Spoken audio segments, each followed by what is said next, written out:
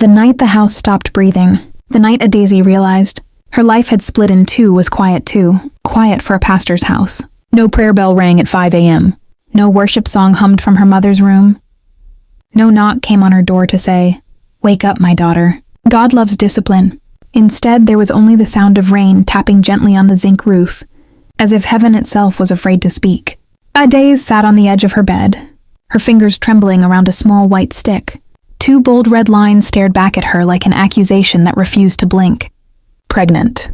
Her chest tightened. She tried to breathe, but the air felt heavy, thick with fear, shame, and 1,000 unspoken prayers that had suddenly gone unanswered. She was 19, a pastor's daughter, the girl everyone pointed to in church and said, "Be like her." But that night, Adaisy couldn't even be like herself. Her room was still decorated with Bible verses taped to the wall. Jeremiah 29:11, Proverbs 31. She had written them in colorful markers years ago, when faith felt simple and obedience felt easy. Now those verses watched her silently, as if waiting for an explanation she didn't have. Her phone buzzed. Him. She didn't answer. What would she say? "Congratulations, you've ruined a pastor's daughter." "Hello, my life is over, how was your day?" Tears slid down her cheeks, hot and uncontrollable. She covered her mouth so no one would hear her cry. In the next room slept her father, the man who preached holiness every Sunday, the man whose voice carried authority and grace, the man who believed his house was built on prayer and truth.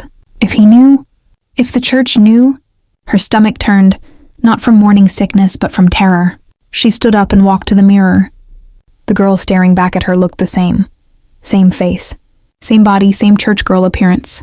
Yet everything inside her had changed. "How did I get here?" she whispered.